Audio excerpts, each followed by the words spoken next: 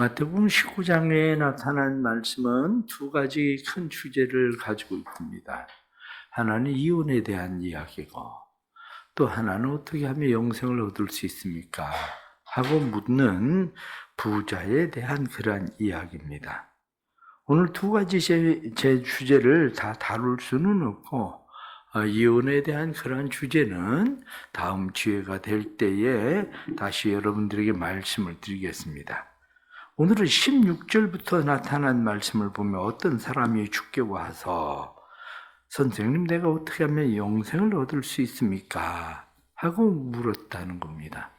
그런데 이 말씀은 마태복음만이 아니라 마가복음, 누가복음에도 동일하게 나타나는 그런 말씀입니다. 마가복음과 누가복음 이런 말씀들을 총체적으로 보면 마태복음에 나타난 이 사람은 부자였습니다. 돈이 많은 거죠. 그런데 이 부자라고 하는 것에 대해서 우리가 생각할 때 그때 당시에 청년이 부자가 될 수 있을 방법이 있을까? 그거죠. 지금 같으면 창업을 하든지 IT 사업을 하든지 무엇인가를 해서 부자가 될 수 있었겠죠. 그러나 그때 당시의 사회에서는 청년이 부자가 될 가능성은 거의 없습니다. 청년이 부자다, 그 이야기는 그 청년이 부자다라고 이야기하는 것보다 그 부모가 부자다, 그 이야기나 마찬가지입니다. 아니면 부모가 일찍 죽어서 재산을 물려주었든지, 그렇지 않으면은 당시의 사회적인 구조로 보건대 청년이 부자가 될 수 있는 방법은 사실은 없습니다. 그리고 또 이 청년이 예수님께서 계명을 지켜라 이렇게 이야기할 때에 그가 내가 계명을 다 지켰습니다 이렇게 이야기하는 것도 자신의 방법으로 계명을 지킬 수 있는 방법이 없습니다. 왜냐하면 기본적으로 가난한 사람은 안식일에도 나가서 양을 돌봐야 되거든요. 양을 하루 종일 굶길 수는 없지 않습니까? 그러니까 가난한 사람들은 안식일에 나가서 양을 돌봐야 되니까 자연적으로 이 사람들은 안식일을 범한 사람들이 되는 거죠. 그러니까 가난하면 그냥 안식일도 범해야 되는 계명을 지킬 수 없는 사람이 그냥 되는 거예요. 죄인이 돼버리는 거죠. 그러나 이 사람은 자기의 어떤 영향력으로 자기가 된 것처럼 생각하면서 이 사람은 이야기하기를 내가 계명 다 지켰습니다. 이렇게 이야기하지만 실상 그가 지키고 있는 그 계명은 자기의 어떤 선한 의지를 가지고 계명을 지킬 수 있었던 것보다도 이미 그의 가정의 환경 자체가 계명을 지킬 수 있는 상황과 환경이 이미 그에게 주어져 있었던 거죠. 그리고 뿐만 아니라 이 부자가 지금 관원이 될 수 있었던 것도 그냥 어떻게 관원이 될 수 있었겠습니까? 다른 것은 이 사람이 부자고 관원이고 이러한 사람으로 드러나고 있는데 그렇게 되는 것도 사회적 지위를 청년 때부터 얻을 수 있었던 것도 역시 마찬가지죠. 결국 그는 스스로 생각하기를 내가 전부 다 잘하고 있다 이렇게 생각하고 있지만 그는 자기 스스로 모든 것을 잘 할 수 있었던 사람은 아닌 거죠. 다 부모로부터 다 물려받은 거, 부모의 영향력, 그 안에서 그것이 되어진 거지. 그런데 그는 그래도 한 가지 특징적인 것이 있으면 영생에 대한 갈망을 가지고 있다는 거죠. 거기에 대해서 만족하고 자족하고 그냥 살아가는 것이 아니라 이것만이 아닌 것 같은데 뭔가 이거보다 더 나은 것이 있어야 되는 것 같은데 그래서 영생에 대한 갈망이 그의 마음 가운데 있었던 겁니다. 그래서 예수님에 대한 소문을 듣고 그가 예수님에게 찾아온 거예요. 예수님에게 찾아와서 그가 이야기하기를 선생님 내가 무슨 선한 일을 하여야 영생을 얻을 수 있습니까? 그런데 예수님께서는 계명을 지켜라 이렇게 말씀합니다. 그때에 그가 이야기하기를 아니 무슨 계명입니까? 이렇게 이야기하죠. 무슨 계명입니까? 라고 이야기할 때 예수님은 하나님을 경외함에 대한 계명에 대해서는 이야기하지 않아요. 하나님을 경외함에 대한 10계명 가운데 4번째까지에 대한 계명에 대한 이야기는 하지 않고 내 부모를 공경하라? 그 이야기부터 시작해서 사실은 오늘 본문에 그것을 맨 마지막에 내 부모를 공경하라, 내 이웃을 내 자신과 같이 사랑하라 이렇게 말씀하지만 그 뒤에 나타나는 계명들은 앞에서 이미 살인하지 말라, 간음하지 말라, 도적질하지 말라, 거짓 증거하지 말라 이렇게 이야기하면서 이웃에 대한 이야기를 하고 부모에 대한 이야기를 하고 그리고 너 자신과 같이 이웃을 사랑해라 이렇게 말씀하고 있는 거죠. 그런데 그는 이것을 다 지키고 있다고 생각을 했습니다. 나 그거 다 지키고 있습니다. 어렸을 때부터 내가 그것을 다 지키고 있습니다. 그런데 21절 말씀을 보면 예수님이 뭐라고 이야기하냐? 내가 온전하고자 할진대 가서 소유를 팔아 가난한 자들에게 주라. 그리하면 하늘에서 보화가 내게 있으리라. 이 청년은 이 이야기를 듣고 근심하고 돌아갔다. 그렇게 말씀합니다. 근데 여기 본문에 나타나고 있는 21절에 온전하고자 할진대 그렇게 되어 있습니다. 텔레이오스라는 말이에요. 온전하고자 할 때. 텔레이오스, 완전한, 완성된 이런 이야기입니다. 이 말이 우리가 어디에서 쉽게 이해할 수 있는 거냐면 누가복음 15장에서 탕자의 비유에서 이해할 수 있는 거예요. 탕자의 비유에서. 탕자의 비유를 생각을 해보십시오. 탕자의 비유를 생각하면 탕자는 아버지의 재산을 가지고 나가서 허랑방탕하게 다 써버렸습니다. 허랑방탕하게 다 써버린 아들이 돌아와요. 돌아오니까 아버지가 그 아들을 기다리고 있다가 아들이 고집골로 돌아오는데 그 아들을 옳사하나요. 그리고 집으로 들여요. 집으로 들여서 그 아들을 깨끗이 목욕을 시키고 좋은 옷을 입히고 손에 가락지를 끼우고 발에 신발을 신기고 그리고 그 아버지가 잔치를 벌여줘요. 그런데 말씀을 보면 큰 아들이 누가복음 15장에 나타난 말씀 27절 말씀을 29절 말씀을 보면 큰 아들이 뭐라고 이야기하느냐? 내가 아버지를 섬겨 명을 어김이 없거늘 그렇게 얘기해. 아버지를 섬겨서 내가 명을 어김이 없다. 그래요. 탕자가 온전한 겁니까? 아니면 큰 아들이 온전한 겁니까? 내가 아버지를 섬겨서 명을 어김이 없다. 지금 그게 누구의 모습이냐면 오늘 본문에 나타난 사람의 모습이에요. 내가 아버지를 섬겨서 내가 명을 어김이 없다. 내가 그 어렸을 때부터 다 지켰습니다. 그렇게 얘기하고 있는 거죠. 그런데 성경이 말하는 온전함이라고 하는 것은 무엇을 이야기하느냐면 고집골이 된 아들이 아버지 집에 돌아와서 가지고 있는 건 아무것도 없는 것 같은데 그 아들이 그 아버지 아들로 다시 받아들여졌을 때를 온전하다고 얘기하는 거야. 그러니까 탕자는 아무것도 없어요. 다 잃어버렸어요. 그런데 그 아버지 집에서야 비로소 온전해지는 거예요. 부자는 어떻습니까? 이 부자 청년이 자기는 온전하다고 이야기하지만 자기의 온전함은 자기를 유지하고 자기를 지키기 위한 온전함이에요.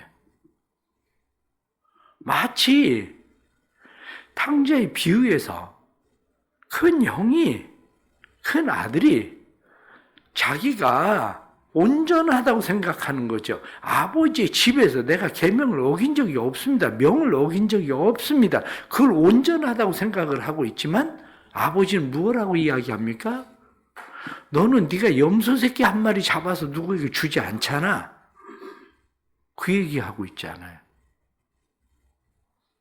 너는 염소 새끼 한 마리 다 네 건데 염소 새끼 한 마리 잡아서 누구에게 줄 줄 모르는 스스로 온전하다고 생각하는 그 온전함을 가지고 있잖아. 이렇게 얘기하는 거죠. 그러니까 오늘 본문에 나타난 말씀을 우리가 좀 더 잘 생각을 하면 하나님께서 우리에게 원하시는 것이 무엇인가를 다시 생각할 수 있는 거예요. 내 신앙, 내 믿음, 내 지위, 내 명예, 내 재물, 내 것 지키기 위해서 내가 그것을 지키고 있는 이 상태를 내가 온전하다고 생각할 수 있는 건가? 성경은 그렇지 않다고 말씀하고 있는 거예요. 네가 온전하고자 하냐? 그러면 그것을 팔아서 가난한 사람들에게 나누어 주고 그리고 넌 나를 쫓으라. 근데 말씀에 보면 21절 말씀을 다시 보면 내 소유를 팔아 가난한 자들에게 주라. 그리하면 하늘에서 보화가 내게 있으리라. 여기 성경에 나타나는 보화 이렇게 말씀하는 것이 테사우로스라고 되어 있습니다. 보물상자, 금고, 곳간. 다시 말하면 어떤 하나를 주고 있는 것이 아니라 보물 창고를 통째로 얘기하고 있는 거예요. 보물 창고를. 그러니까 곳간을 통째로 너에게 줄 거야. 이렇게 말하고 있는 거죠. 그러면 이 말씀을 보면서 성경 우리에게 무엇라고 말씀하고 있는지를 잘 이해해야 됩니다. 마태복음 5장에 나타난 말씀 보면 너희 아버지의 온전하심과 같이 너희도 온전하라. 우리가 인간이 어떻게 온전할 수 있습니까? 인간은 그렇게 온전해질 수 있는 존재가 아니에요. 예수님은 왜 나를 선하다고 하느냐? 진짜 선한 분은 하나님 한 분밖에 없는데 이렇게 이야기하시잖아요. 그런데 인간이 어떻게 온전할 수 있습니까? 제자들이 깜짝 놀라서 청년이 근심하며 돌아가는 일을 볼 때에 예수님께서 봐라. 저 사람보다 차라리 낙타가 바늘귀로 들어가는 것이 더 낫다. 제자들이 아니 어떻게 세상에 그런 일이 일어날 수 있겠습니까? 그때 뭐라고 이야기합니까? 사람으로는 할 수 없으나 하나님은 하실 수 있느니라. 이게 지금 무엇인지를 우리가 이해해야 되는데 그것이 우리는 어떤 계명을 지키는 일들 그것을 내가 사람이 할 수는 없는데 하나님은 하실 수 있다라고 이해하려고 하지만 성경은 그렇게 말하고 있지 않다는 거죠. 그것을 우리가 어떻게 이해해야 되느냐 하면 고린도후서 8장 9절 말씀을 보면 우리 주 예수 그리스도의 은혜를 너희가 알거니와 부유하게 하신 이로써 너희를 위하여 가난하게 내심은 그의 가난하심으로 말미암아 너희를 부유하게 하려 하심이라. 예수님께서 부유하신 분이라는 거예요. 그런데 부유하신 예수님께서 자신을 팔아버리셨다는 거예요. 자신을 팔아서 우리를 사셨다는 거예요. 어디에서 파셨습니까? 십자가에서. 십자가에서 예수님이 자기를 팔아버리심으로 우리를 사심으로 우리가 부유해졌다는 거예요. 말씀을 정리하고 다시 잘 생각을 하면 탕자가 아버지의 집에 들어갈 때에 온전해지는 것처럼 우리가 예수 그리스도의 십자가를 받아들일 때에 예수 그리스도 안에 있을 때 온전해지는 거예요. 우리가 어떤 율법의 행위를 얼마나 잘 하고 있느냐 이것으로 온전해지는 게 아니라 하나님 품 안에 있을 때에 예수 그리스도 안에 있을 때에 온전해지는 거죠. 그런데 하나님 품 안에 있는 사람, 예수 그리스도 안에 있는 사람의 삶이라는 게 뭐냐? 이렇게 이야기할 때 내 소유를 팔아서 가난한 사람들에게 나누어 주고 나를 따르라. 이렇게 말씀하신 것처럼 성경이 말씀하고 있는 소유 이렇게 되어 있습니다. 이 소유라고 하는 것은 휘파르코타. 그래서 내게 속한 모든 것을 얘기해요. 내게 속한 모든 것. 내게 속한 게 뭡니까? 어떤 사람에겐 건강, 어떤 사람에겐 지식, 어떤 사람에겐 재물, 어떤 사람에게는 탁월한 재능 등등 이 모든 것이 다 소유란 말이죠. 그 소유를 팔아서 가난한 사람들에게 주라 이렇게 이야기하던 것처럼 그 소유가 나를 위해서만 쓰여지는 게 아니고 그 소유가 다른 사람들을 위해서 쓰여지는 거. 그 소유가 나를 지키고 나를 유지하기 위해서 필요한 게 아니고 그 소유가 예수님께서 자신을 팔아서 우리를 부유하게 하시던 것처럼 내가 가지고 있는 소유가 주님을 드러내는 일에 사용되는 거. 그것을 보고 우리는 예수 안에 있는 부유라고 말하는 겁니다. 내 명예나 내 재산이나 내가 가지고 있는 모든 것들이 지금 나만을 위해서 쓰여지고 있는 건지 아니면 그것이 누군가를 부유하게 하기 위해서 누군가의 유익을 위해서 쓰여지고 있는 건지 그러한 것에 대해서 다시 생각할 필요가 있는 거죠. 그런데 우리의 삶은 대부분 어떻습니까? 내가 가지고 있는 것을 더 유지하고 더 높이기 위해서 더 쌓기 위해서 우리는 내 소유를 파는 일이 쉽지 않죠. 다시 말하면 그것이 주님 앞에 들어가는 일에 하나님 안으로 들어가는 일에 걸림돌이 되지 그것이 하나님 앞에 더 나아가게 하는 추진력이 되지를 않는다는 거죠. 문제는 바로 그겁니다.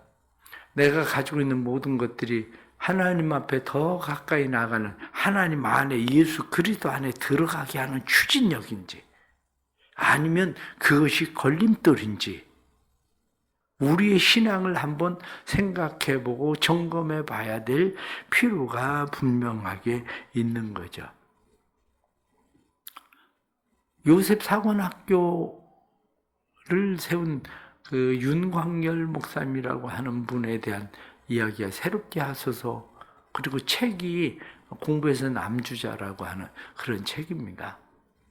근데 윤광열 목사님은 원래 초등학교 5학년 때까지 학교를 책을 가지고 다녀본 적이 없대요. 왜? 공부할 이유가 없으니까. 그 학교에서 얼마나 말썽꾸러기 학교에서 그냥 아예 내놓은 아이. 그래서 전교에서 꼴등. 5학년까지 책을 가지고 다닐 이유가 없었어. 학교를. 6학년 때서야 비로소 중학교를 가야 되니까 이게 공부를 해야 되나 그런 생각을 하게 된 건데 공부를 전교에서 꼴등을 하던 사람이 공부를 전교에서 1등을 하게 돼요? 공부를 전교에서 1등을 하게 된 건 특이한 경험이죠. 기도하다가 예수를 믿고 기도하다가 예수님을 만났는데 지혜를 달라고 그런 거예요. 그런데 그때부터 6개월 만에 전교에서 1등을 하게 됩니다. 책을 보면 책이 그냥 다 암기가 돼버리는 그런 은사가 생겨요. 그래서 삼성에 취직을 하고 잘 나가는 사람이 돼버린 거죠. 잘 나가는 사람이 됐는데 아이가 유치원을 다니는데 유치원에서 오라고 그래서 가보니까 애가 누구하고 어울리질 못하는 거예요. 그리고 구석에 혼자 있는 거예요, 아이가. 자기 아이가 집에서 그럴 때에 자기는 7살 때 말을 배웠대요. 그래서 나같이 늦나 보다. 그러고 생각을 했는데 병원에 가니까 애가 잡힌 거야. 애가. 그때부터 기도하면서 다시 깨달은 게 그때 내가 하나님께서 내게 지혜를 주시면 하나님을 위해서 살겠다고 했는데 내가 하나님을 위해서 살지 않았구나. 그래서 직장을 그만두고 목사가 된 거야. 목사가 되고 나서 그런 아이들을 돌보기 시작하면 대안학교를 했는데 그 요셉 사관학교 아이들이 검정고시를 보면 평균 다 90점이 넘습니다. 99점 이렇게 되는 문제가 있는 아이들을 데려다가 공부를 시키는데 그렇게 이제 공부가 되게 된 거죠. 제가 말씀을 드리려고 하는 것은 아이가 오히려 그런 문제가 생겼을 때에 하나님 앞에 더 가까이 가는 디딤돌이 되죠. 추진력이 되죠. 그런데 그렇지 않을 때는 자기가 가지고 있는 모든 것들이 하나님 앞에 가까이 가는 데는 걸림돌들이 되었던 거죠. 우리의 삶이 그렇습니다. 우리를 다시 잘 봐야 됩니다. 내가 가지고 있는 것들이 하나님 안으로 들어가는 일, 그 추진력이 되는지 아니면 걸림돌이 되고 있는지, 우리의 삶 가운데에 하나님께서 진짜 원하시는 온전하심이 무엇인지 다시 생각하고 우리가 하나님 앞에 더 가까이 나가는 그것이 삶의 진정한 온전함, 주님께서 우리를 위하여 가난하게 되심으로 우리를 부유하게 하시던 것처럼 오히려 우리의 가난해짐이 누군가를 부유하게 하는 하나님의 은혜가 되기를 간절히 바랍니다. 기도합시다. 하나님 아버지, 살아가면서 우리는 어리석어서 늘 하나님의 뜻을 깨닫지 못합니다. 우리는 마치 탕자의 비유에 나오는 큰 아들처럼 내가 아버지의 집에서 명을 어김이 없었습니다. 이렇게 이야기하던 것처럼 나는 계명을 잘 지키고 있습니다. 부자 청년처럼 나는 계명 잘 지키고 말씀대로 살고 있습니다. 이렇게 말하지만 실상은 그것조차도 내가 무엇을 잘해서가 아니라 부모로부터 다 물려받은 부모의 영향력일 뿐인데, 내가 지금 이렇게 살아가고 있는 것도 하나님의 은혜로 말미암아 되어지는 일들일 뿐인데, 우리는 어리석어서 늘 내가 무엇을 잘해서 내가 열심히 해서 내가 무엇을 이루고 있는 것처럼 착각하고 살아갑니다. 우리에게 은혜를 베풀어 주셔서 하나님께서 우리에게 주신 모든 내게 속한 것들이 하나님 앞에 더 가까이 나아가는 추진력이 되게 해 주옵소서. 주님이 우리를 위하여 가난하게 되신 것처럼 우리도 누군가에게 그들이 하나님 앞에 가까이 나아가게 할 수 있는 일들이 되는 그러한 힘이 되도록 우리를 도와주옵소서. 우리의 연약함과 우리의 부족함을 주께서 아십니다. 특별히 우리의 마음의 욕심을 아십니다. 그러나 우리 안에는 영혼에 대한 갈망이 있습니다. 우리의 영혼에 대한 갈망, 사람으로서는 할 수 없으나 하나님은 하실 수 있느니라 하신 대로 하나님께서 우리 안에 은혜를 베풀어 주셔서 그 은혜를 깨닫고 우리의 삶에 주어진 모든 일들이 하나님 앞에 더 가까이 가게 하는, 예수 안에 거하게 하는 추진력이 되도록 주님 도와주옵소서. 삶에 주시는 은혜와 능력으로 그것 때문에 기도하게 해주시고, 그것 때문에 사랑하게 하시고, 그것 때문에 더 주님 앞에 가까이 나가 이웃을 섬길 수 있는 사람들이 되도록 만들어 주옵소서. 우리 사랑하는 교회가 주의 은혜로 흥왕케 하시고 믿음의 교회로 든든히 세워지게 하시고, 또한 선교에 나가 있는 사람들에게도 안전과 건강도 지켜주시고 행하는 모든 일들이 하나님의 뜻을 이루는 일이 되도록 도와주옵소서. 예수 그리스도의 이름 받들어 간절히 기도드리옵나이다. 아멘.